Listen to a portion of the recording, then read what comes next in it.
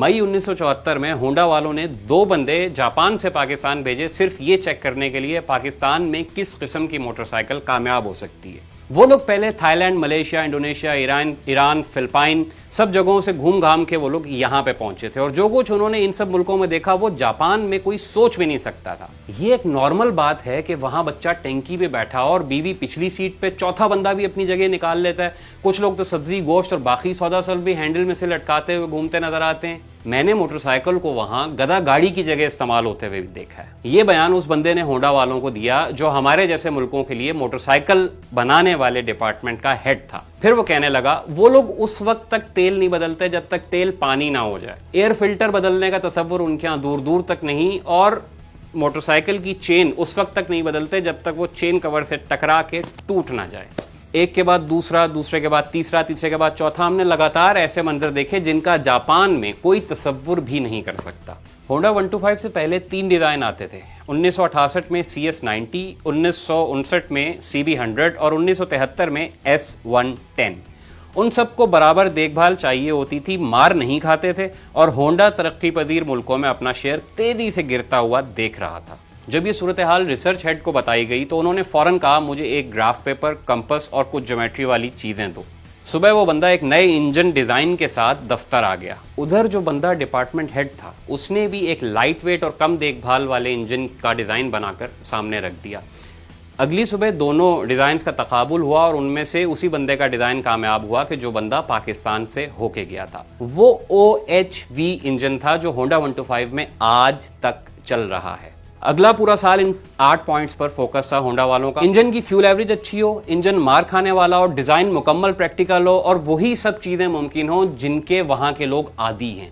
पूरी मोटरसाइकिल की देखभाल करना आसान हो, फ्रेम ऐसा हो जो 4 बंदों का वजन और उसके साथ इजाफी वजन भी बर्दाश्त कर सके, पेट्रोल की टंकी ऐसी हो कि बच्चा आराम से बैठ सके, मोटरसाइकिल का रंग और स्टिकर ऐसे हो जो ऑडियंस के लिए अपीलिंग हो, सीट लंबी हो, 2 के बजाय 1 सीट हो। पहले आपने देखा होगा मोटरसाइकिलों में 1 सीट आगे की अलग होती थी, पिछली अलग होती थी, वो ना हो, और पीछे कैरियर भी हो ताकि फालतू सामान रखा जा सके। दिसंबर 1974 में इंजन की फाइनल शक्ल सामने आई और उसे जापानी मिस्त्रियों के सामने रखा गया कि इसे खोलें और इसे दोबारा बंद कर दें। पूरा इंजन खोलने के बाद आधे घंटे में जापानी मिस्त्रियों ने किसी के सिखाए बगैर उसे दोबारा बंद कर दिया। अब एक चीज़ क्लियर थी कि ये मार्केट में जाएगा तो ये कामयाब होगा क्योंकि मिस्त्रियों को किसी के सिखाए बगैर इसकी समझ आ चुकी है। थाईलैंड और बैंकॉक की गर्मियों में मोटरसाइकिल कच्चे रास्तों पर दौड़ाई गई ताकि इंजन के गर्म होने और उसके धूल मिट्टी से ख़राब होने के बारे में भी जांच की जा सके। ये सब चीज़ें चेक की, पेट्रोल जगह जगह से डलवा के चेक किया गया कि कोई कचरा वचरा तो नहीं फंस रहा, कोई ऐसा मसला तो नहीं है। सब कुछ करने के बाद 1975 में होंडा CG 125 को मार्केट में पेश कर दिया गया। 1992 में होंडा 125 पाकिस्तान में भी बनना शुरू हो गई। अब सवाल ये पैदा होता है कि होंडा 125 के टंकी टापे 1975 से लेकर अब तक बहुत ज़्यादा तब्दील क्यों नहीं हुए? इस सवाल के 2 जवाब हैं। एक तो ये कि 2008 के बाद जापान में ये मोटरसाइकिल बननी ही बंद हो गई। चीन, पाकिस्तान, थाईलैंड वगैरह में अब भी ये बनती है, लेकिन जो भी रिसर्च एंड डेवलपमेंट होती है वो यहीं होती है।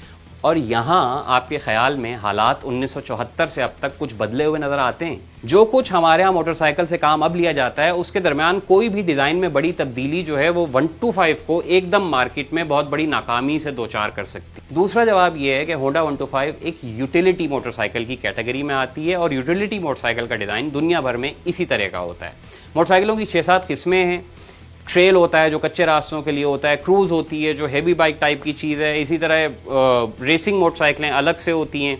अब 125 या 70 के अलावा बाकी सारी हैवी मोटरसाइकिलें या ट्रेल या रेसिंग बाइक्स उठा के देख लें, कई महंगे पार्ट्स का मसला होगा, कहीं फ्यूल एवरेज कम होगी, कहीं आप 4 बंदे इकट्ठे उसके ऊपर नहीं बिठा सकेंगे, और बहरहाल नखरे इतने होंगे उन सब मोटरसाइकिलों के कि बंदा मोटरसाइकिल चलाता हुआ नहीं लग रहा होगा मोटरसाइकिल बंदे को चला रही है। हाँ, जो आदमी 125 को यूटिलिटी मोटरसाइकिल के तौर पे ख़रीदता है वो अच्छी तरह जानता है कि इससे क्या क्या काम लिए जा सकते हैं और ये मोटरसाइकिल किस किस्म के सारिफीन को दिमाग में रख के बनाई गई है। कंपनी ये जानती है कि यूटिलिटी मोटरसाइकिल डिज़ाइन में कोई भी ऐसी चीज़ शामिल करना या तब्दीली करना चंगी भली मार्केट को छेड़ने वाली बात होगी। कम से कम पुर्जों के साथ ज़्यादा से ज़्यादा वजन खींचना, सामान रखने की जगह होना, इंजन को कम से कम देखभाल दरकार होना, और एक मोटरसाइकिल पे सारी फैमिली का आना जाना मुमकिन बना लेना, ये सारे पॉइंट पाकिस्तानी मोटरसाइकिल मार्केट में एक आम आदमी की जरूरत होते हैं। जब तक ये जरूरत बाकी है तब तक चाहे वो होंडा हो, चाहे सुजुकी हो, चाहे कोई चीनी यूटिलिटी मोटरसाइकिल हो, उन सब के बुनियादी डिजाइन ऐसे